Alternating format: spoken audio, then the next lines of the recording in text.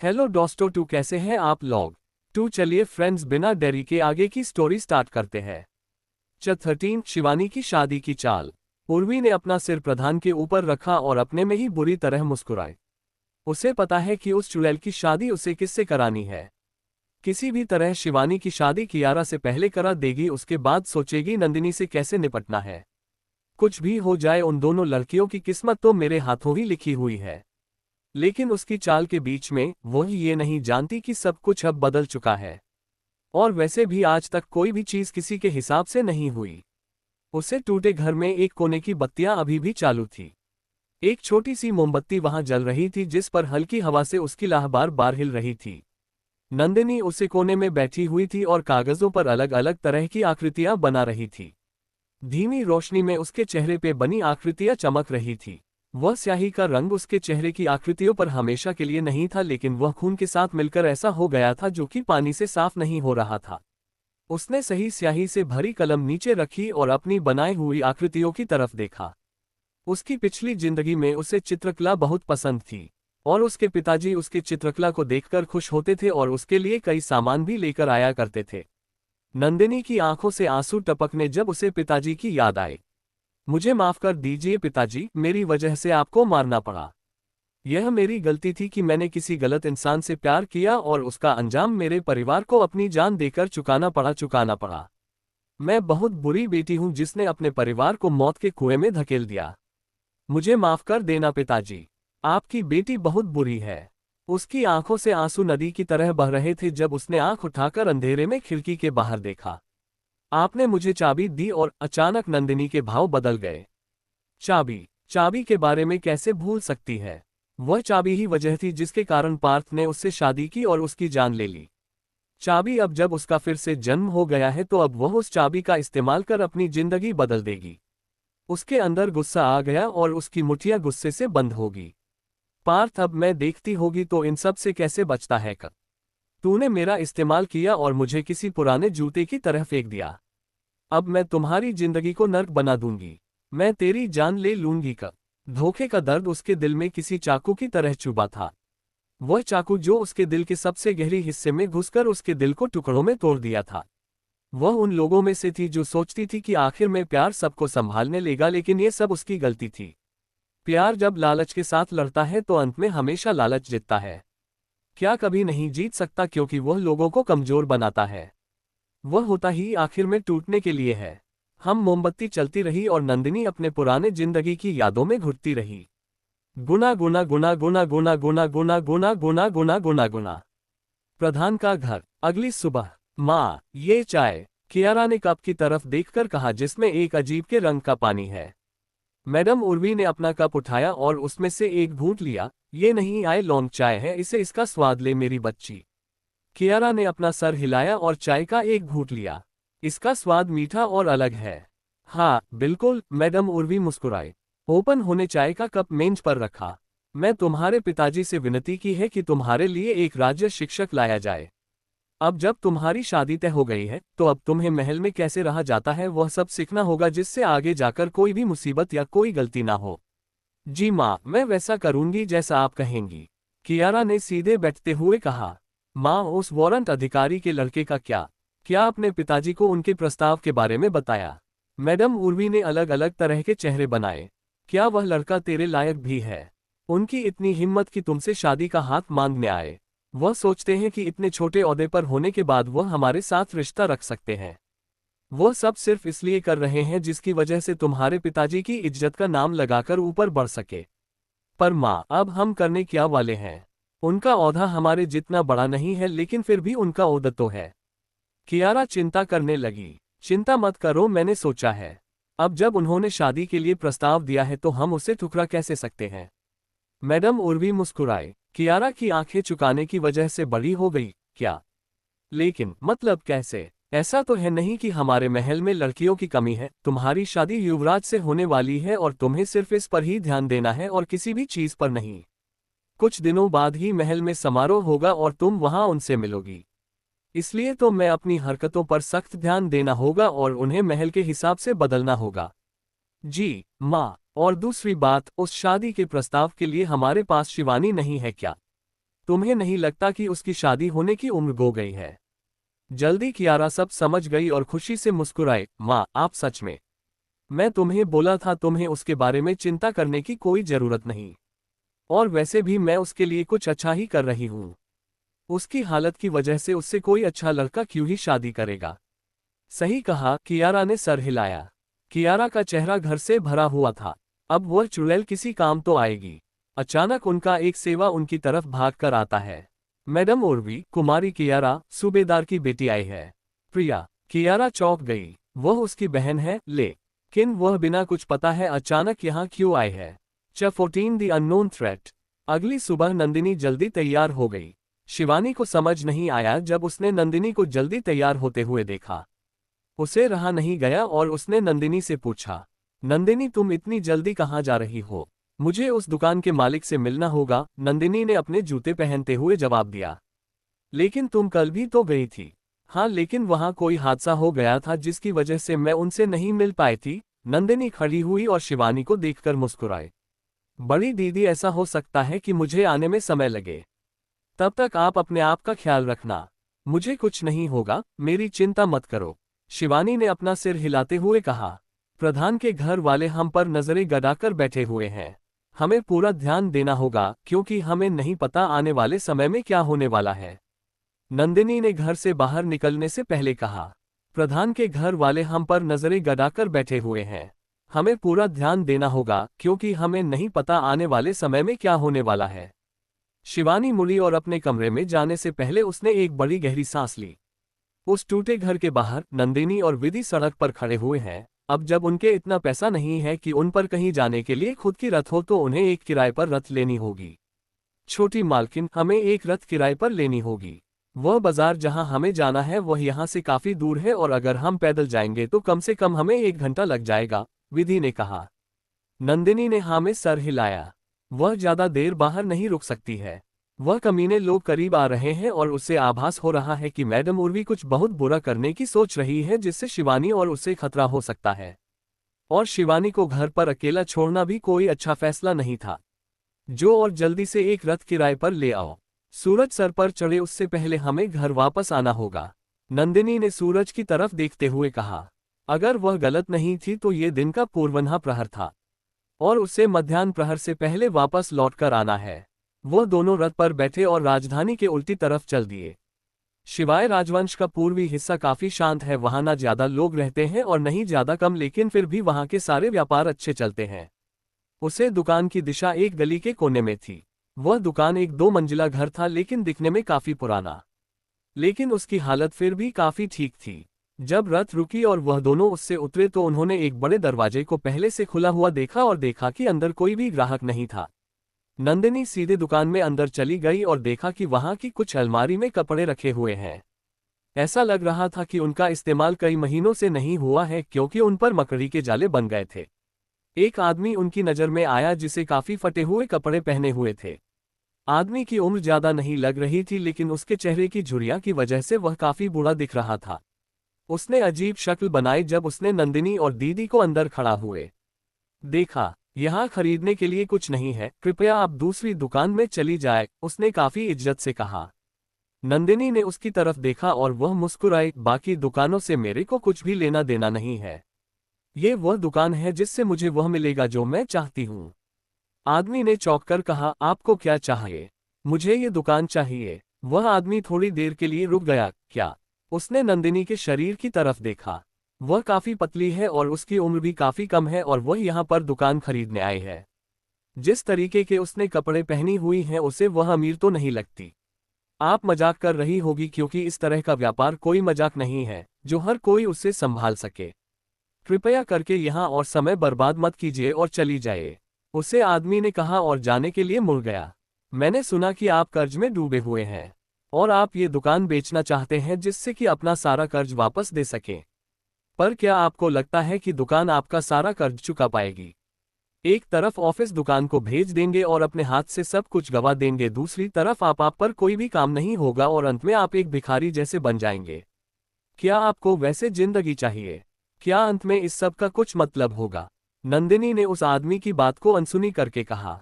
वह आदमी अचानक अपने रास्ते में रुका और मुड़कर नंदिनी की तरफ देखने लगा। उसके चेहरे की तरफ देखकर और उसके तेज को देखकर वह फिर से सोचने लगा, उसके जैसी एक छोटी लड़की ऐसी सब बातें कैसे कर सकती है। ऐसा लगता है कि यह लड़की व्यापार के बारे में उससे कई ज्यादा जानती है और वह इसका प्रस्ताव ठुकरा नहीं सकता, क्योंकि अब तक उसने जो कुछ भी कहा वह सब सच था। वह एक बहुत बड़े कर्ज में डूबा हुआ था और उसके लिए कमाने का इकलौता जरिया ये दुकान थी। लेकिन उसे दुकान बेचनी पड़ रही थी क्योंकि वह नहीं चाहता था कि अलग अलग लोग उसके घर पर सामने आकर अपने पैसे उससे रोज मांगे और उसके परिवार को परेशान करें। आपको क्या चाहिए? उसे आदमी ने फिर से पूछा। नंदिनी मुस्कुराई, लगता है अब आप बातचीत करने के लिए तैयार हैं। चलिए कहीं बैठकर बाकी बातें करते हैं। दूसरी तरफ टूटे घर में शिवानी खाना खा रही थी जब ओमी प्रधान के घर से एक सेवक के साथ वहां पहुंची। शिवानी ने अपना खाना आता ही खाया था जब उसने ओमी की तरफ देखा। क्या हुआ? शिवानी ने अपनी थाली को सरकते हुए कहा। बड़ी मालकिन, मैडम ने आपको प्रधान के महल में बुलाने का न्योता भेजा है, ओमी ने शिवानी को खबर दी। फिर से शिवानी ने पूछा और अचानक से नंदिनी के शब्द उसके दिमाग में आ गए। प्रधान के घर वाले हम पर नजरें गड़ाकर बैठे हुए हैं। हमें पूरा ध्यान देना होगा क्योंकि हमें नहीं पता आने वाले समय में क्या होने वाला है। CH-15 silent attack. उस प्रधान के घर से आई हुई सेविका ने शिवानी से कहा, जल्दी चले, कुमारी मैडम ने कहा है कि कोई रिश्तेदार आने वाला है और परिवार के नाते आपका वहां होना जरूरी है। शिवानी ने कुछ नहीं बोला। उन्होंने कभी इन्हीं परेशान नहीं किया। जब भी कोई रिश्तेदार आया तो अब अचानक ये सब कैसे बदल गया। लेकिन वह वहां जाने से मना भी नहीं कर सकती है। ठीक है, मैं आ जाऊंगी, अब तुम जाओ। उसे सेविका ने सर हिलाया और तभी के तभी वहां से चली गई। ओमी ने सेविका की तरफ देखा और फिर शिवानी की तरफ देखकर बोली, बड़ी मालकिन, यही अच्छा होगा अगर आप वहां न जाए। शिवानी ने अपना सिर हिलाया, अगर मैं जाना ना भी चाहूं तो भी मैं मना नहीं कर सकती, क्योंकि अगर कोई रिश्तेदार आ रहा है इसका मतलब है कि दादाजी भी वहां होंगे और अगर मैं नहीं गई तो वह हमें आगे जाकर काफी ताने सुनाएंगे और परेशान करेंगे। लेकिन ये तो सिर्फ आपके लिए क्यों आया है? उन्होंने छोटी मालकिन को तो न्योता नहीं भेजा। मुझे नहीं पता। शिवानी मेज से खड़ी हुई, ओमी ये थाली यहाँ से हटा दो और सब कुछ साफ कर दो, हमें प्रधान के महल जाना होगा। दूसरी तरफ उसे आदमी की दुकान में पहली मंजिल पर एक कुर्सी पर नंदिनी बैठी है और उसके सामने दुकान का मालिक बैठा हुआ है। उन दोनों के बीच में एक गोल लकड़ी की मेज रखी हुई है। मुझे बोलना पड़ेगा, इस आदमी के पास काम करने के लिए काफी अच्छी जगह है, नंदिनी ने अपने आसपास नजर डालते हुए कहा। दुकान के अंदर का हिस्सा काफी अच्छा था। नंदिनी उस चीज को देखकर काफी खुश थी। उसे यहाँ आकर दुकान में ज्यादा काम नहीं करवाना पड़ेगा। कुमारी, मेरा नाम रिजवन ध्वनि है। मैं इस कपड़े की दुकान को 7 साल से ज्यादा से चला रहा हूं, लेकिन बाकी दुकानों के हिसाब से मेरी कमाई बहुत कम होती है। इसी वजह से मैंने कई लोगों से उधार लिया था और चुका नहीं पाया और अब मेरे सर पर बहुत बड़ा कर्ज है। ध्वनि जी, आपने अपनी हैसियत से कई ज्यादा कर्ज लिया, इसीलिए आपको अब इतना नुकसान झेलना पड़ रहा है, नंदिनी ने उस आदमी से कहा। आपको सब पता है, मुझे पैसा चाहिए जिससे मैं अपना कर्ज वापस कर सकूं और उसको वापस करने के लिए मेरे पास सिर्फ ये दुकान है। उस आदमी ने अपना सर झुका कर कहा। लेकिन इससे तो आप आगे जाकर एक भिखारी बन जाएंगे। मेरे पास कोई और उपाय नहीं है। वह लोग मेरे परिवार को लगातार परेशान करते हैं। मुझे डर है कि लोग कुछ गलत ना कर दे अगर मैंने यह बात ज्यादा आगे बढ़ाई तो, रिजवान ने दुखी होते हुए कहा। आपके पास कर्ज वापस देने के लिए कितना समय है? मैंने उनसे 1 महीना मांगा है और अगर 1 महीने में पैसा नहीं दे पाया तो वह मेरे बेटे को अपने साथ ले जाएंगे। नंदिनी ने कुछ समय के लिए उसकी तरफ देखा, फिर मैच पर हाथ रखकर आगे की तरफ झुकी।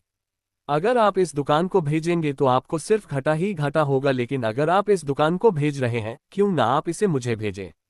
रिजवान नंदिनी की तरफ छोटी आंखें करके दिखा, आपको दुकान खरीदनी है? क्या आपके पास पैसा है? नंदिनी सीधे बैठी और अपना सर आगे की तरफ झुकाया। नहीं, तो फिर ऐसे बोलने का क्या ही मतलब है? रिजवान ने कहा। रिजवान जी, क्यों ना आप मेरी पहले बात सुनने की मैं क्या कहना चाहती हूँ। जल्दबाजी से जंग नहीं जीती जाती। मैं आपको एक प्रस्ताव देना चाहती हूँ। उद्धरण चिन्ह। कैसा प्रस्ताव? नंदिनी मुस्कुराए। मैं एक दुकान की तलाश कर रही हूँ जिसमें अपना व्यापार शुरू कर सकूं। आप देख ही सकते हैं मैं आपके जैसे ही हूँ, गरीबी में जी रही हूँ और जिंदा रहने की कोशिश कर रही हूँ। और जो प्रस्ताव मैं आपको देना चाहती हूँ वह ये है कि मैं एक कपड़े पर कढ़ाई करने की दुकान खोलना चाहती हूँ।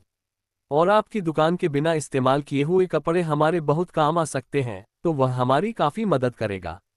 उसमें आपका फ़ायदा है, मेरे फ़ायदे का क्या? रिजवान ने पूछा। आपका फ़ायदा ज़्यादा है, नंदिनी मुस्कुराई। ये गाली किसी भी व्यापार के लिए काफ़ी अच्छी है। अगर आप मेरी मदद करते हैं तो मैं 1 महीने में इस दुकान का हुलिया बदल दूंगी। और अगर एक बार व्यापार चलने लगा तो फिर मुनाफा ही मुनाफा होगा। मेरे समझ नहीं आया, आप क्या कहना चाह रही हैं? ध्वनि जी, अगर आप ये दुकान बेचते हैं तो आपका सिर्फ एक बार फायदा होगा, वह भी पूरा नहीं। लेकिन अगर आप मेरा व्यापार बनाने में मेरी मदद करेंगे तो उसमें आपका बहुत फायदा होगा। आपको हर महीने तनख्वाह मिलेगी और आप अपना कर्ज भी वापस कर पाएंगे। लेकिन एक बार अगर आपका कर्ज वापस हो जाएगा तो ये दुकान मेरी हो जाएगी। आप यहाँ पर काम कर सकते हैं, लेकिन आपका इस दुकान पर कोई भी हक नहीं होगा। क्या आप इस बात को मानते हैं? रिजवान ने कुछ समय के लिए सोचा। आपका कितना खर्च है? नंदिनी ने रिजवान से पूछा। 250 तांबे के सिक्के। नंदिनी ने सर हिलाया। वह शायद ज्यादा होंगे। नंदिनी ने सोचा। 250 तांबे के सिक्के उसके जैसे लोगों के लिए एक बड़ी कीमत है। लेकिन कोई भी व्यापार बिना जोखिम के नहीं हो सकता। ठीक है, एक बार आपका कर्ज वापस हो जाएगा तो हम आपकी तनख्वाह के बारे में बात करेंगे। तो क्या आप इस प्रस्ताव को मानते हैं? ठीक है, रिजवान ने कहा, जिससे नंदिनी के चेहरे पर मुस्कान आ गई। नंदिनी को घर वापस आने में ज्यादा समय नहीं लगा। वह घर के अंदर घुसी ही थी, लेकिन उसने ओमी को घबराहट में इधर उधर घूमते देखा। तुम्हें क्या हुआ? उसने पूछा। छोटी मालकिन आप आ गई, ओमी ने चैन की सांस लेते हुए कहा। बड़ी दीदी कहाँ है? नंदिनी ने पूछा। छोटी मालकिन, आपके जाने के बाद प्रधान के महल से बड़ी मालकिन के लिए न्योता आया था। उन्होंने कहा था कि वहां कोई रिश्तेदार यह है जिसकी स्वागत के लिए बड़ी मालकिन का वहां होना जरूरी है। 16 सिक बास्टर्ड। नंदिनी डर गई और अपनी मुट्ठी बंद कर ली। चलो चले। उसने नहीं सोचा था कि मैडम इतनी जल्दी हमला करेगी। इस मामले में कुछ तो बहुत गलत है। ओमी को वापस क्यों भेज दिया जबकि बड़ी दीदी अभी भी वही है? प्रधान के घर में शिवानी चाय के कप की तरफ देख रही है।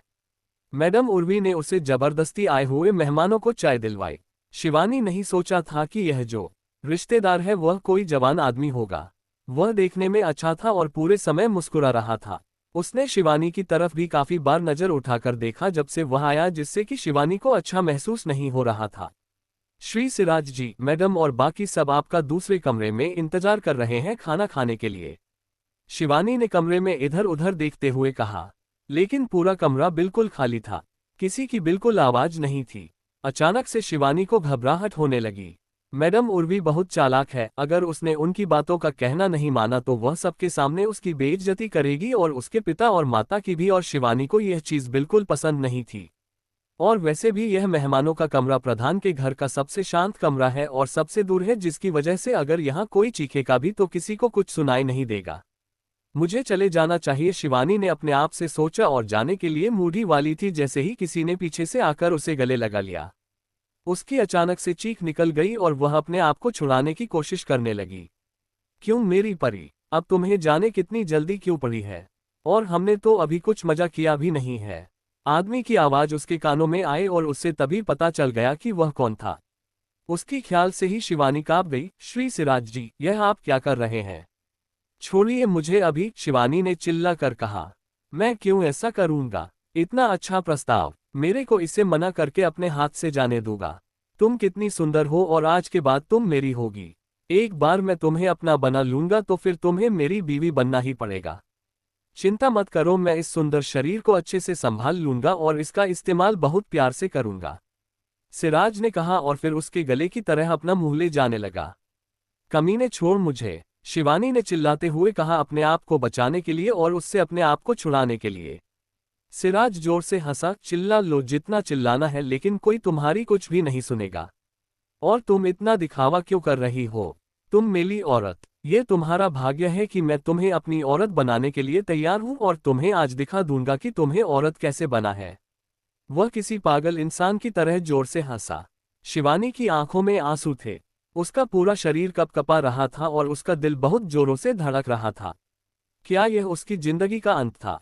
अगर आज ही जो कर रहा है हो गया तो शिवानी पर सिर्फ मरने का ही रास्ता बचेगा। लेकिन वह इतनी जल्दी अपनी छोटी बहन को छोड़कर कैसे मर सकती है? उनके माता पिता तो मर ही चुके हैं और अब वो। मैं तुम्हारे आगे हाथ जोड़ती हूँ, मुझे जाने दो। शिवानी ने रोते हुए कहा। सिराज जोरों से हंस, ऐसा कुछ करने की जरूरत नहीं है, ये सब काम नहीं आएगा।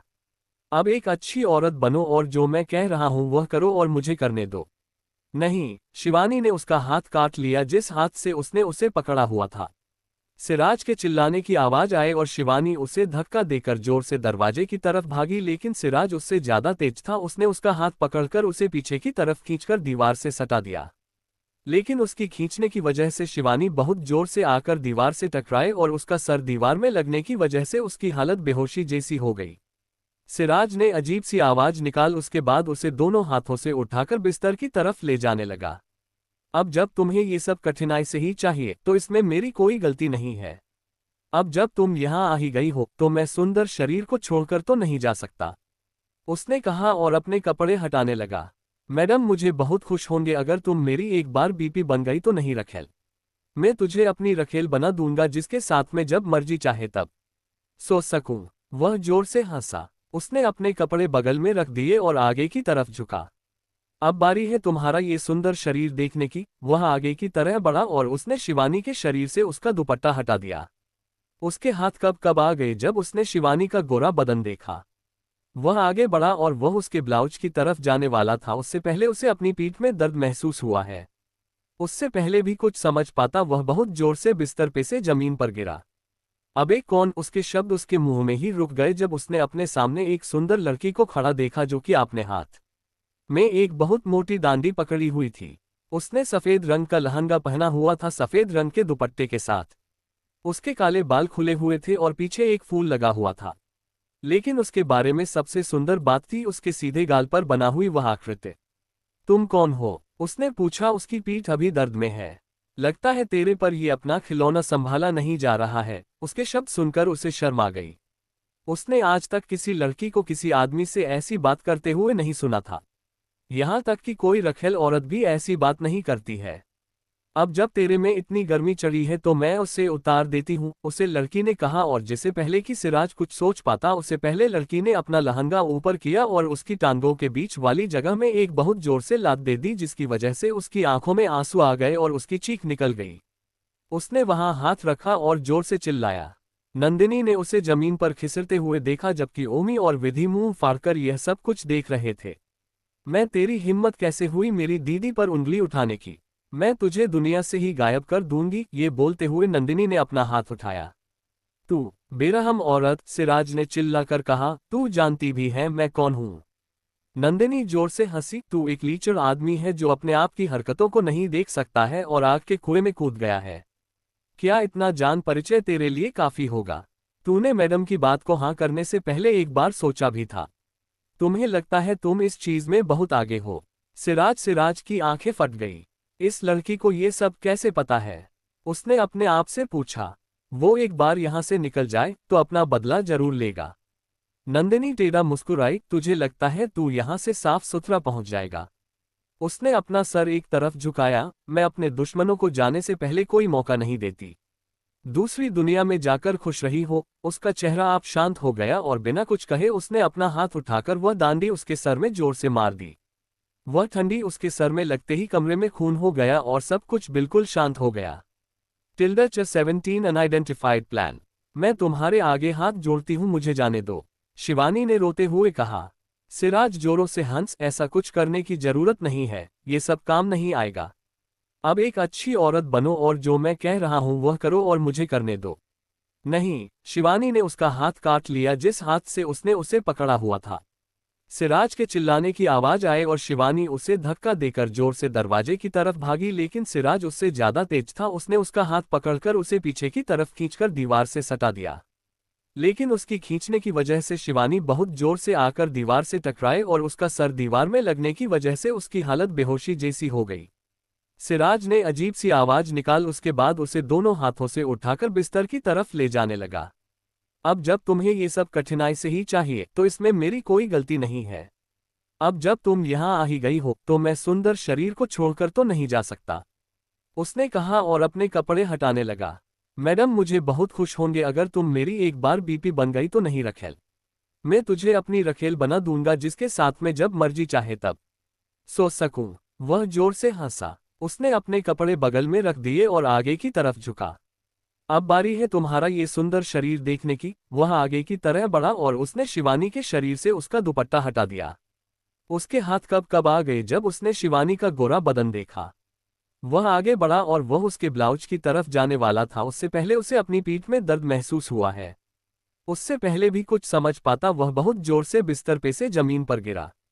अबे कौन, उसके शब्द उसके मुंह में ही रुक गए जब उसने अपने सामने एक सुंदर लड़की को खड़ा देखा जो कि अपने हाथ में एक बहुत मोटी डांडी पकड़ी हुई थी।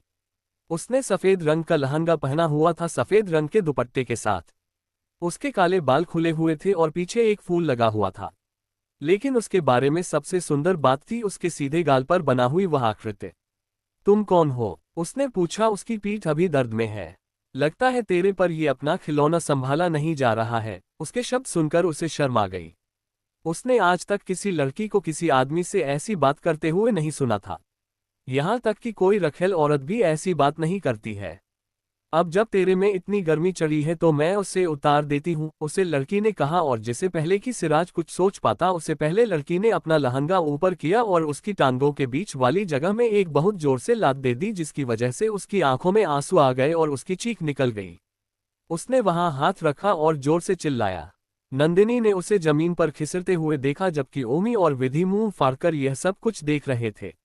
मैं तेरी हिम्मत कैसे हुई मेरी दीदी पर उंगली उठाने की? मैं तुझे दुनिया से ही गायब कर दूंगी। ये बोलते हुए नंदिनी ने अपना हाथ उठाया। तू बेरहम औरत, सिराज ने चिल्लाकर कहा। तू जानती भी है मैं कौन हूं?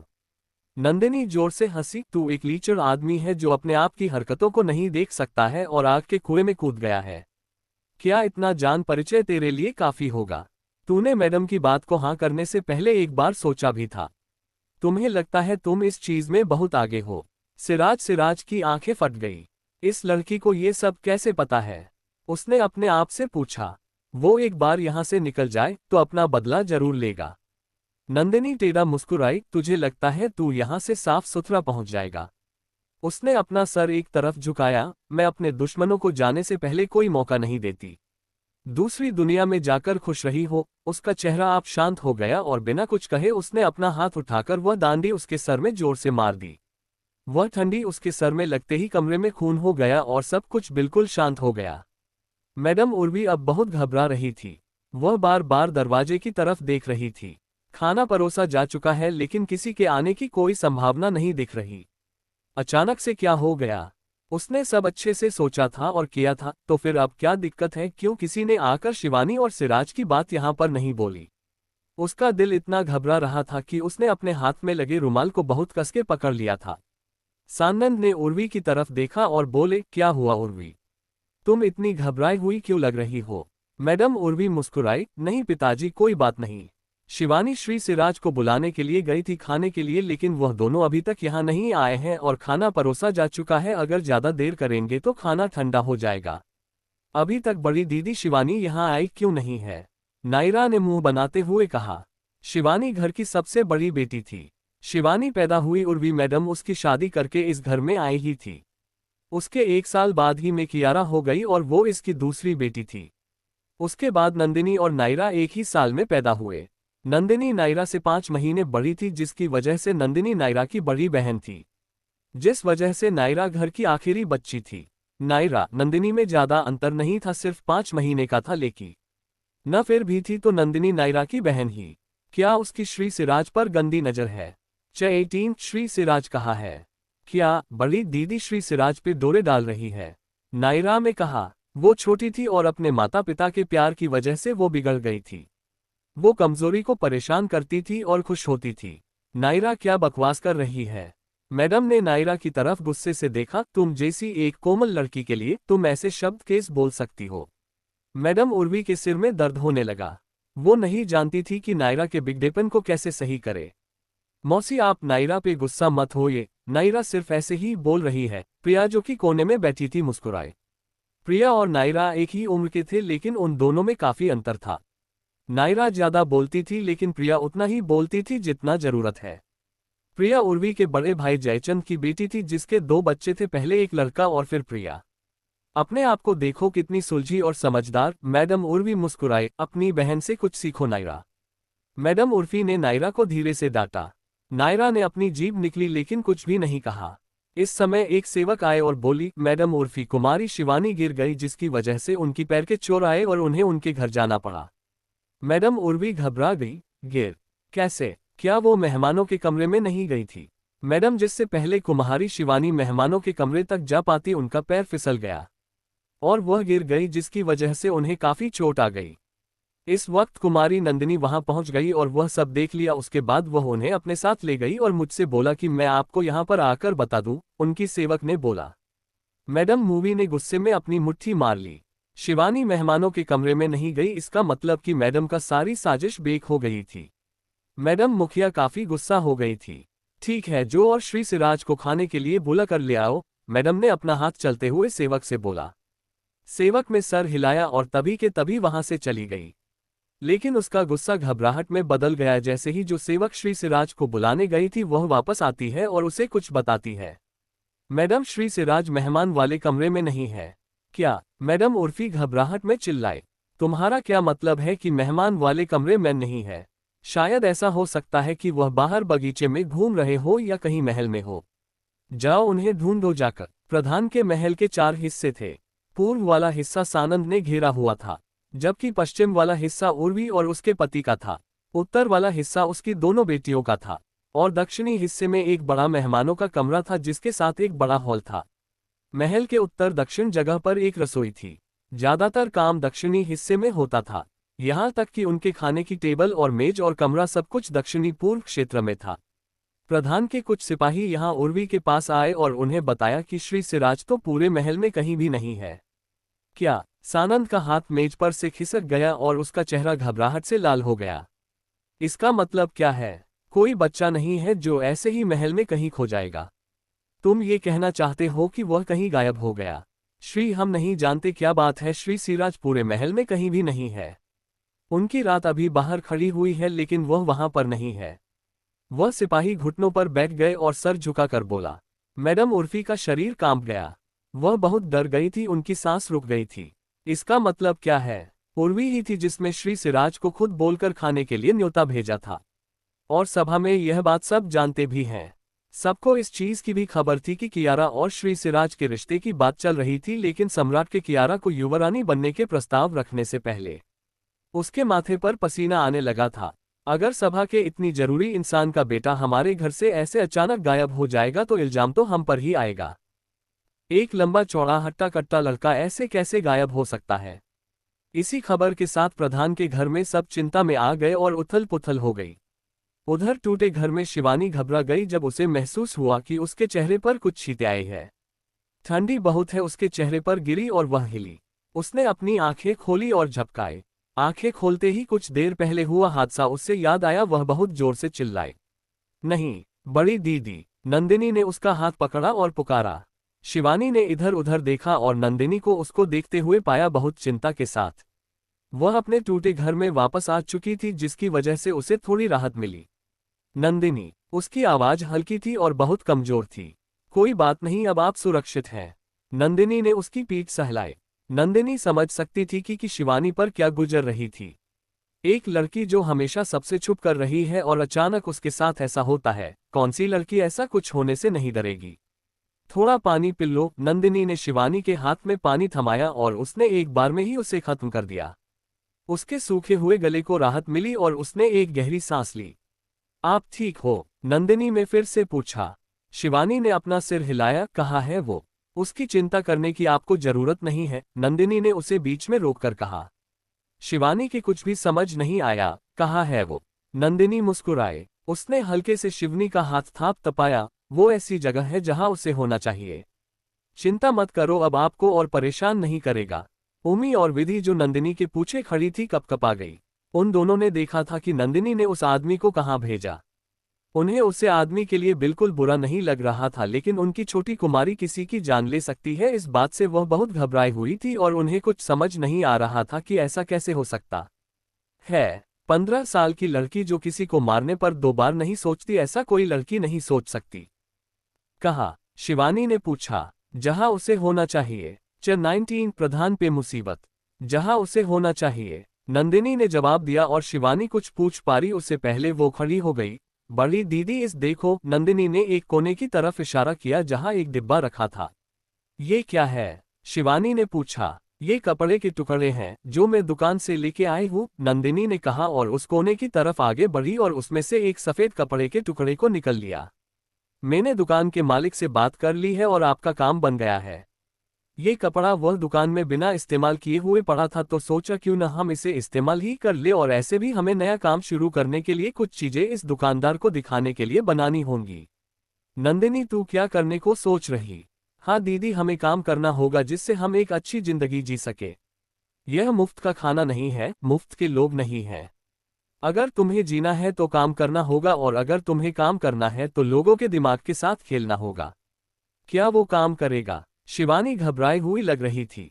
उसने कपड़े की तरफ देखा और हाथ उठाया। अलाइन उसका हाथ उस कपड़े को छूने से घबरा रहा था और उसे महसूस करने से डर रहा था। शिवानी ने आज तक इतना अच्छा कपड़ा नहीं देखा था, उसे देखने से ही पता चल रहा था कि वो कितना महंगा होगा। नंदिनी ने उसके भावों को देखा और हंसी। बड़ी दीदी, आप इतना घबरा क्यों रही हो? आप ही हो जो इससे काम करने वाली हैं। आप इसे छूकर महसूस क्यों नहीं कर लेती जिससे आपको अच्छा लगे? नंदिनी ने उसे कपड़े को उठाया और शिवानी के हाथ में देने लगी। शिवानी ने उसे कपड़े को छुए और उसके मुलायम पान को छूकर महसूस किया। इतना अच्छा कपड़ा, ऐसे कपड़े से बना वस्त्र पहनने में कैसा लगेगा? उससे रुका नहीं गया और वो सोचने लगी। नंदिनी उसके सामने झुककर बैठ गई। भूल जाओ, ये काम करेगा या नहीं, अंजाम हम पर नहीं है और न ही हम उसे तय कर सकते हैं, लेकिन हम मेहनत कर सकते हैं और वो हम करेंगे। वो मुस्कराए। आपको सिर्फ अपनी तरफ से पूरा करना है और अपने आप को सुधारने में मेहनत करनी है, और आपकी मेहनत कल फल अपने आप मिलेगा और मीठा मिलेगा। शिवानी मुस्कुराए। उसे नंदिनी के शब्द सुनकर अच्छा लग रहा था। उसे नहीं पता था कब नंदिनी इतनी बड़ी हो गई कि वो उसके कुछ शब्दों से शिवानी के दिल को राहत मिली। लेकिन उसे अच्छा लग रहा था। सिर्फ उसकी बहन ने उसकी बहुत बड़े हादसे से जान बचाई, बल्कि वह ने जीने का एक नया नजरिया भी देना चाह रही है। नंदिनी खड़ी हुई और मुस्कुराई। आपको काम करना जल्दी शुरू करना होगा। सबसे पहले अपने लिए कपड़ा बना और उसे पहनकर देखो। हमें ये काम करने के लिए ज्यादा लोग चाहिए। ध्वनि जी, काम के लिए हम कुछ लोग देंगे, लेकिन हम कढ़ाई करने के लिए ज्यादा लोग चाहिए। नंदिनी ने कहा। कढ़ाई करना कोई आसान बात नहीं है। शिवानी इस चीज में काफी हुनरबाज है, लेकिन फिर भी वह अकेली एक पूरा वस्त्र बनाने के लिए कम पड़ जाएगी। उसमें बहुत ज्यादा समय लगेगा। अगर ज्यादा हाथ होंगे तो वह ज्यादा जल्दी कपड़े बनाएंगे और अपने व्यापार को और खड़ा कर पाएंगे। कुमारी, अगर आप मुझे विश्वास करें तो मैं कुछ और सेवक ला सकती हूँ, उमी ने हिचकिचाते हुए कहा। नंदिनी ने उसकी तरफ देखकर मुड़ी और बोला, क्या? मेरे कुछ दोस्त हैं जो कि सेवक हैं। उन्हें वहां कुछ अच्छे परिवारों से भेजा गया था। मैं उन्हें जानती हूँ क्योंकि यह आने से और काम करने से पहले मैं उनके साथ अनाथालय में उनके साथ रहती थी। जबकि मैं कुछ काम करने के लिए बाहर जाती हूँ, उनसे मिलती हूँ, उमी ने जवाब दिया। क्या उन पे भरोसा कर सकते हैं? नंदिनी ने पूछा। उन्हें काम करना आता है क्योंकि वो बड़े घरों से आई है और कढ़ाई वहां का एक मामूली काम है, उमी ने कहा। ठीक है, फिर उनके सबसे पहले खरीदो, फिर उन्हें वहां दुकान लेके जाओ और सारा काम समझा कर उन्हें वहां छोड़ देना, नंदिनी ने उमी से कहा। जी, उमी ने जवाब दिया और अपना सिर हिलाया। नंदिनी एक कोने में गई जहां से उसने एक हरे रंग का हाथ में पहनने के लिए कोई आभूषण उठाया और उमी को थमा दिया। इसे गिरवी रख दियो, तुम्हें सेवक खरीदने के लिए पैसे की जरूरत पड़ेगी, ध्यान रखियो जितने ज्यादा होंगे उतना अच्छा। उमी ने सिर हिलाया और वह से चली गई। नंदिनी शिवानी की तरफ मुड़ी। बड़ी दीदी, दो रंगों का मिलन करे तो कैसा रहेगा? टूटे घर में काफी शांति थी, लेकिन वह प्रधान के महल में हर जगह चिंता का माहौल था। मैडम उर्वी ने अपने पति को एक चुपचाप बिना किसी को बताए पत्र भेजा था। अच्छा था कि आज की सभा हर रोज से जल्दी खत्म हो गई और उसके पति प्रधान भागकर घर वापस आ गया। क्या हुआ है? उसने घर का माहौल देखकर पूछा।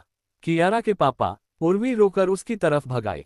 क्या हुआ? उसने घबरा कर कहा। मैंने श्री सिराज को खाने पे बुलाया था। मैंने सोचा था कि हमारी उनसे बात होती थी तो मैं उन्हें खुद बुलाकर उनसे माफी मांग लूं, लेकिन वो अचानक से गायब हो गए और किसी को नहीं पता कि वो कहाँ है।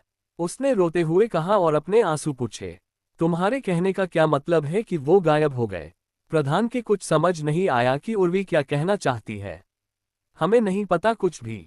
वो मेहमानों के कमरे में आराम कर रहे थे, फिर खाना बना और मैंने सेवक को उन्हें बुलाने भेजा तो वो वहां नहीं थे। सभी सेवकों ने मिलकर उन्हें ढूंढा लेकिन वो पूरे महल में कहीं नहीं मिले। मैडम उर्वी ने प्रधान को सब कुछ बताया। इस प्रकार की चीज प्रधान ने रुककर कहा, क्या पता वो वापस चल गए हो। लेकिन द्वार के सिपाही ने कहा कि उनकी रथ अब अभी द्वार पर खड़ी है, जिसका मतलब है कि वो अब भी यहाँ है। वो चलकर वैसे भी नहीं जा सकते। प्रधान ने अपने सामने बैठी औरत को देखा। ये किस प्रकार की चीजें हो रही है? कोई आदमी यह पे आने के बाद ऐसे कैसे गायब हो सकता है? हमें उसे जल्दी ढूंढना होगा वरना हमारे लिए बहुत बड़ी मुसीबत खड़ी हो जाएगी, प्रधान ने गुस्से में कहा। कियारा के पिताजी, अगर उन्हें कुछ। चुप हो जा, प्रधान ने अपनी बीवी से कहा।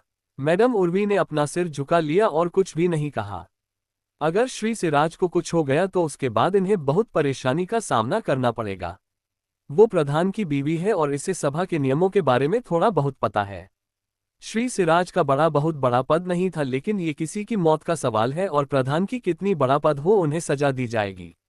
सब जगह उनकी बदनामी होगी। ये सब सोच के उर्वी के रोंगटे खड़े हो गए। वो डर रही थी जो भी आगे होने वाला था। च20 अननोन प्रोबेट। राज्य के उत्तर दिशा की सड़क पे बहुत सारे रथ भाग रहे हैं। ये सफर था उत्तर दिशा की तरफ के एक छोटे पहाड़ों में एक गांव का, जिसका नाम था त्रिमुरा गांव। पार्थ ने छोटी सड़क की तरफ देखा और मुंह बनाया। सड़क अच्छी बनी हुई नहीं थी और उनका रथ कभी भी कहीं भी लड़खड़ा सकता था या फिर किसी भी चीज से टकरा सकता था। पार्थ को भी वहां जाने का बिल्कुल मन नहीं थी, लेकिन उसकी मां बोल रही थी कि उन्हें वहां जाना चाहिए। ये कहा जाता है कि वह पे एक आदमी है जिसकी उम्र 110 साल से ऊपर थी। वो इस गांव में अकेले में अपनी जिंदगी की रहे थे और यही एक वजह थी कि यह इतना जाना माना था। पार्थ ने अपना सिर घुमाया और अपने सिपाही की तरफ देखकर बोला, उस चीज के बारे में कोई खबर? उसने जाने के लिए पूछा। दिविज ने अपना सिर झुकाया, नहीं युवराज, मैंने बहुत लोग इस काम पर लगाए थे वो चाबी ढूंढने के लिए, लेकिन हम नहीं पता है कि उस चाबी को कहाँ रखा गया है। उसका कोई भी नामो निशान नहीं है कि वो कहाँ है। पार्थ ने गुस्से में अपनी मुट्ठी बंद कर ली। गुस्सा उसके अंदर उमड़ था, जिसकी वजह से उसे सांस लेने में दिक्कत हो रही थी। मुझे ये नहीं सुनना है दिविज। तुम्हें वो चाबी मेरे लिए ढूंढनी होगी। मुझे उसकी जरूरत है। उसे कमीने को सब पता था और उसने वो मुझसे छुपा कर रखी। फिर उसके बाद उसकी बेटी ने चाबी के बारे में बताया, लेकिन ये नहीं बताया कि वो कहाँ है। मेरे उस पे इतनी जाकती करने के बाद भी उस चुड़ैल ने कुछ नहीं बताया। किसी काम की नहीं थी वो। युवराज, आप किसी और को जानते हो क्या जिसे उस चाबी के बारे में कुछ पता हो, जो हमारी मदद कर सके? पार्थ ने अपना सिर नामे हिला दिया। तुम्हें लगता है ये इतना आसान है? ये तक कि पिताजी को भी इस बारे में नहीं पता है। मुझे इस बारे में पता चला क्योंकि मैं मारवी के पिताजी का पीछा करवा रहा था। मुझे हमेशा उसी चीजों पे शक रहता था कि वो कैसे हमारे इतनी बड़ी सेना का ध्यान रखता था। वो वजह किसकी वजह से कोई उसे हरा नहीं सकता था, वो थी वही चाबी जिसे हम ढूंढ रहे हैं। लेकिन उस बारे में उसने कभी किसी को पता नहीं लगने दिया। अगर पिताजी को पता चल जाता कि उनके सिपाहियों के प्रधान पे एक इतनी जरूरी चीज है तो वो उन्हें अपने साथ ले जाते और उनसे चाबी निकलवाने की कोशिश करते। लेकिन युवराज, उस चाबी के बारे में उनके अलावा सिर्फ पुरानी युवरानी जानती थी। उनके पिताजी ने उस चाबी के बारे में उन्हें बताया, सबसे छुपाकर। लेकिन अब जब युवरानी आग में मार गई है, हमें उस चाबी के बारे कुछ कैसे पता चलेगा? ऐसा लगता है अब उस चाबी को ढूंढना बहुत मुश्किल है, दिविज ने कहा। पार्थ कुछ नहीं कर सकता था। सिर्फ एक इंसान था जो उस चाबी के बारे में जानता था और वो थी पुरानी युवरानी मारवी। लेकिन उस चुड़ैल ने उस चाबी के बारे में कुछ भी बताने से मना कर दिया। पार्थ के उस पर इतना अत्याचार करने के बाद भी उसने मारवी के ऊपर सब कुछ इस्तेमाल किया, प्यार, चिंतन, डर, लेकिन उस पे कुछ भी काम नहीं किया। उसने अपनी मुट्ठी बंद कर ली गुस्से में। वो औरत इतनी जिद्दी है कि इतना सब कुछ होने के बाद भी उसने चाबी के बारे में कुछ भी नहीं बताया। उसने कही चीजें की, फिर अंत में उसने उस पे अत्याचार भी किए, लेकिन उस औरत ने मुझसे एक भी शब्द नहीं निकला। उसने अपनी आंखें बंद की और अपना सिर हिलाया। क्या वो चाबी इतनी जरूरी थी कि उसने अपने होठ बिल्कुल बंद कर लिए थे? अगर उसकी जगह कोई और होता जिसे इतना अत्याचार सहना पड़ता तो वो सब कुछ बता देता इस सब से बचने के लिए, लेकिन वो औरत, उसका दिमाग इतना ताकतवर क्यों है? इतना सब कुछ होके भी उसने सब कुछ झेल लिया और एक शब्द भी अपने मुंह से नहीं निकाला। फिर से जाके मारवी के पिता की का घर देखो, वहां जरूर कुछ होगा। वो चाबी वही होंगी, तुम्हें ढूंढनी होगी, पार्थ ने फिर से अपने सिपाही से कहा। जी, दिविज ने कहा। इतनी ही देर में उसकी रथ के रुकने की आवाज हुई और बाहर से आवाज आई, युवराज, हम पहुंच गए हैं। पार्थ और दिविज रथ से उतरकर खड़े हुए और अपने सामने एक छोटा सा रास्ता देखा जो है की तरफ जा रहा था। वो रास्ते के अंत में कुछ घर देख सकते थे। पार्थ, रथ चलाने के लिए ये रास्ता बहुत छोटा है। मुझे लगता है अब हमें चलकर आगे जाना होगा, दिविज ने पार्थ से कहा। पार्थ ने रास्ते की तरफ देखा। मुझे नहीं पता माँ को इन चीजों में इतनी दिलचस्पी क्यों है, उसने कहा और रास्ते की तरफ चलना शुरू किया और उसके पीछे से दिविज भी चल दिया। गांव का मुखिया द्वार के बीच में खड़ा था और युवराज को उसकी तरफ चलते हुए देखकर उसने बहुत बड़ी मुस्कान दिखाई। उसने युवराज को देखते ही अपनी सिर को झुका दिया। युवराज, लंबा जिए, उसने अपने शरीर को झुकते हुए बोला। तुम इसहे के मुखिया हो? दिविज ने पूछा। जी, मेरा नाम है मुनीम। मैं त्रिमुरा गांव का मुखिया हूँ, मुनीम ने जवाब दिया अपने हाथी को जोड़कर। हम यहाँ उस बुरे आदमी से मिलने आए हैं, दिविज ने फिर से कहा। जी युवराज, मैं आपको वह तक लेके जाने आया हूँ, इस तरफ आइए। मुनीम मुस्कुराया और उसने युवराज को उस बुरे आदमी के घर की तरफ लेके जाने लगा। पूरा गांव के घर में ज्यादातर मक्के की फसल होती थी और वह कुछ आदमी थे जो अब भी काम कर रहे थे। मुनीम ने युवराज को सबसे दूर का रास्ता दिखाया जो घर एक कोने में था और वह कोई और नहीं था। जब वो वहां पहुंचे जो मुनीम मुस्कुराया। युवराज, आप वहां जा सकते हैं, भगवान के दूत कमल जी अंदर ही है, मुनीम ने सामने के घर की तरफ इशारा करते हुए कहा। पार्थ ने कुछ नहीं कहा और सीधे अंदर चला गया। वो चाहता था कि ये बातें जल्दी खत्म हो जाए। उसने एक बुरे आदमी को देखा जिसका चेहरा झुर्रियों से भर रहा था और उनका चेहरा समझ में नहीं आ रहा था। उसके आसपास कई अजीब तरह की चीजें रखी थी। वो कुछ बनते वाला था लेकिन वो कुछ बोलता उससे पहले उसे किसी की आवाज सुनाई दी। युवराज श्री पार्थ, आप यहाँ आ ही गए। 21 न्यू बिजनेस। पार्थ पहले चौंक गया। ज्यादा लोग पार्थ का नाम नहीं जानते थे। ज्यादातर समय लोग उसे सिर्फ युवराज बोलते थे। सिर्फ सभा के लोग और उसका परिवार के लोग ही इसका नाम जानते थे, तो ये साधु इसका नाम कैसे जानता है? तुम मेरा नाम कैसे जानते हो? उसने उस बूढ़े साधु से पूछा।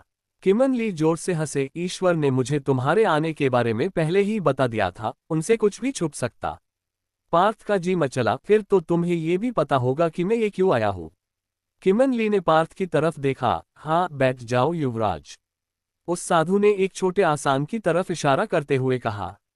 पार्थ ने उसकी तरफ देखा और उसके कहना पर वह शांति से बैठ गया। जिस चीज को तुम ढूंढने में इतनी मेहनत कर रहे हो वो तुम्हारी नहीं होगी, उसके बारे में भूल जाओ, किमनली ने कहा। पार्थ ने कहा, और ऐसा क्यों होगा? ईश्वर उसका साथ देता है जिसकी मृत्यु नाइंसाफी से हुई हो। अचानक पार्थ की दिल सहम गया। वो साधु मारवी के बारे में बात कर रहा था। ये बूढ़ा आदमी सब कुछ जानता है।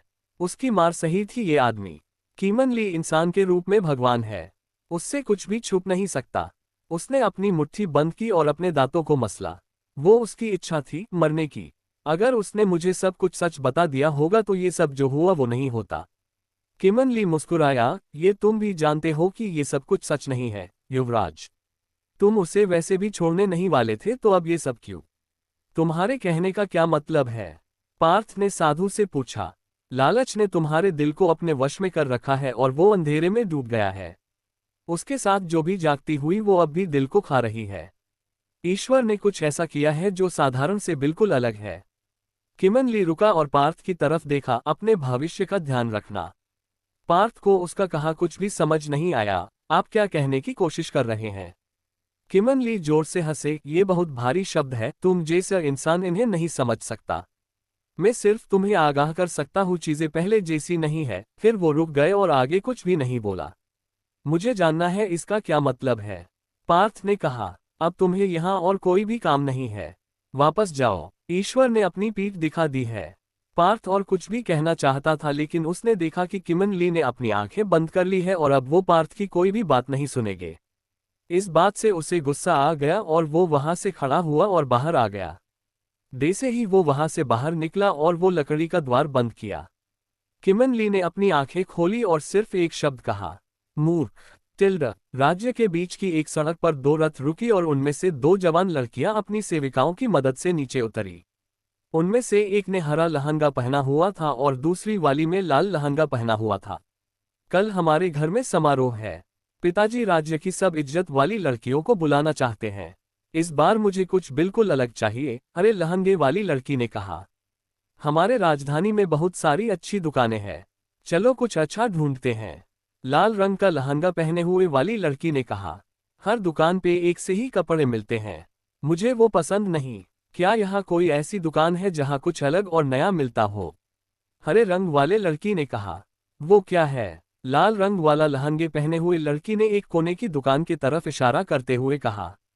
क्या? हरी लहंगे वाली लड़की ने उस तरफ देखा। क्या? रेशम धागों की दुकान? यहाँ ऐसी दुकान कब से आ गई? मैं ये जगह हर बार हर दिन घूमती हूँ लेकिन ये दुकान कभी यहाँ नहीं देखी। हरी रंग का लहंगे पहने हुए वाली लड़की ने कहा। शायद ये नई खुली हो। लाल वाली लड़की ने कहा, देखो दुकान का नाम भी काफी नया लिखा लगता है और दुकान भी काफी नई खुली लगती है। रुको, वो क्या है? हरा लहंगा पहने हुए लड़की ने कहा, एक रुमाल की तरफ इशारा करते हुए जो दुकान के द्वार के कुंडी पर लटका हुआ था। सुंदर फूल की कढ़ाई चमक रही थी जब सूरज की किरणें उस पर पड़ रही हैं। ये कढ़ाई बाकी दुकानों के काफी अलग है। मैंने ऐसी कढ़ाई आज तक नहीं देखी है, लाल रंग वाले लड़की ने चौंक कर कहा। चलो चलते हैं और देखते हैं। अब जब ये दुकान नई है जो वह कपड़े भी तो नए होंगे। मुझे तो वो रुमाल अब से ही बहुत पसंद आ गया है। मुझे मेरे लिए वो रुमाल चाहिए, हरी लहंगे वाली लड़की ने कहा। लेकिन क्या अगर कपड़ा अच्छा नहीं हुआ तो? लाल वाली लड़की ने हिचकिचाते हुए। तुम क्या बोल रही हो? वो रुमाल देखकर ही लग रहा है कि उनके कपड़े अलग है। अब बकवास बंद करो और चलो। मुझे इस दुकान का पहले ग्राहक बनना है। लाल रंग लहंगे वाली कुछ बोल पाती उससे पहले हरी वाली ने उसे उस दुकान की तरफ खींच लिया। रिजवन दुकान के काउंटर पर बैठा था और बाहर देख रहा था। वो दुखी हुआ जब उसने देखा कि कोई भी दुकान के अंदर नहीं आया है। उसे नहीं पता था कि नंदिनी ने उसे इतने कम मात्रा में कपड़े बेचने के लिए दिए थे और ये भी बोला कि रुमाल को द्वार पर लगा दो। पूरे 2 साल के नुकसान के बाद अब उसने ये दुकान नए नाम से फिर से खोला है, लेकिन आज की यह का मालिक नहीं है। उसके ख्वाब टूट गए जब उसने देखा कि 2 लड़कियां दुकान के अंदर आ रही हैं। श्री, क्या ये दुकान नई खुली है? हरी लहंगा पहने हुए लड़की ने मुस्कुराते हुए पूछा। रिजवन थोड़ा घबरा गया लेकिन फिर अपने चेहरे पर मुस्कान चिपका ली। जी कुमारी, ये दुकान नहीं खुली है। क्या आपके पास उस रुमाल जैसा एक और है जो द्वार पे लगा हुआ है? हरी वाली लड़की ने द्वार की तरफ इशारा करते हुए कहा। 22 लिटिल हैप्पीनेस। राज्य के बीच की एक सड़क पर 2 रथ रुकी और उनमें से 2 जवान लड़कियां अपनी सेविकाओं की मदद से नीचे उतरी। उनमें से एक ने हरा लहंगा पहना हुआ था और दूसरी वाली में लाल लहंगा पहना हुआ था। कल हमारे घर में समारोह है। पिताजी राज्य की सब इज्जत वाली लड़कियों को बुलाना चाहते हैं। इस बार मुझे कुछ बिल्कुल अलग चाहिए, हरे लहंगे वाली लड़की ने कहा। हमारे राजधानी में बहुत सारी अच्छी दुकानें हैं। चलो कुछ अच्छा ढूंढते हैं। लाल रंग का लहंगा पहने हुए वाली लड़की ने कहा। हर दुकान पे एक से ही कपड़े मिलते हैं, मुझे वो पसंद नहीं। क्या यहाँ कोई ऐसी दुकान है जहाँ कुछ अलग और नया मिलता हो? हरे रंग वाले लड़की ने कहा। वो क्या है? लाल रंग वाला लहंगे पहने हुए लड़की ने एक कोने की दुकान की तरफ इशारा करते हुए कहा। क्या? हरी लहंगे वाली लड़की ने उस तरफ देखा। क्या? रेशम धागों की दुकान? यहाँ ऐसी दुकान कब से आ गई? मैं ये जगह हर बार हर दिन घूमती हूँ लेकिन ये दुकान कभी यहाँ नहीं देखी। हरी रंग का लहंगे पहने हुए वाली लड़की ने कहा। शायद ये नई खुली हो। लाल वाली लड़की ने कहा, देखो दुकान का नाम भी काफी नया लिखा लगता है और दुकान भी काफी नई खुली लगती है। रुको, वो क्या है? हरा लहंगा पहने हुए लड़की ने कहा, एक रुमाल की तरफ इशारा करते हुए जो दुकान के द्वार के कुंडी पर लटका हुआ था। सुंदर फूल की कढ़ाई चमक रही थी जब सूरज की किरणें उस पर पड़ रही हैं। ये कढ़ाई बाकी दुकानों के काफी अलग है। मैंने ऐसी कढ़ाई आज तक नहीं देखी है, लाल रंग वाले लड़की ने चौंक कर कहा। चलो चलते हैं और देखते हैं। अब जब ये दुकान नई है जो वह कपड़े भी तो नए होंगे। मुझे तो वो रुमाल अब से ही बहुत पसंद आ गया है। मुझे मेरे लिए वो रुमाल चाहिए, हरी लहंगे वाली लड़की ने कहा। लेकिन क्या अगर कपड़ा अच्छा नहीं हुआ तो? लाल वाली लड़की ने हिचकिचाते हुए। तुम क्या बोल रही हो? वो रुमाल देखकर ही लग रहा है कि उनके कपड़े अलग है। अब बकवास बंद करो और चलो। मुझे इस दुकान का पहले ग्राहक बनना है। लाल रंग लहंगे वाली कुछ बोल पाती उससे पहले हरी वाली ने उसे उस दुकान की तरफ खींच लिया। रिजवन दुकान के काउंटर पर बैठा था और बाहर देख रहा था। वो दुखी हुआ जब उसने देखा कि कोई भी दुकान के अंदर नहीं आया है। उसे नहीं पता था कि नंदिनी ने उसे इतने कम मात्रा में कपड़े बेचने के लिए दिए थे और ये भी बोला कि रुमाल को द्वार पर लगा दो। पूरे 2 साल के नुकसान के बाद अब उसने ये दुकान नए नाम से फिर से खोला है, लेकिन आज की यह का मालिक नहीं है। उसके ख्वाब टूट गए जब उसने देखा कि दो लड़कियां दुकान के अंदर आ रही हैं। श्री, क्या ये दुकान नहीं खुली है? हरी लहंगा पहने हुए लड़की ने मुस्कुराते हुए पूछा। रिजवन थोड़ा घबरा गया लेकिन फिर अपने चेहरे पर मुस्कान चिपका ली। जी कुमारी, ये दुकान नहीं खुली है। क्या आपके पास उस रुमाल जैसा एक और है जो द्वार पे लगा हुआ है? हरी वाली लड़की ने द्वार की तरफ इशारा करते हुए कहा। Thanks for watching my friends, next video come soon.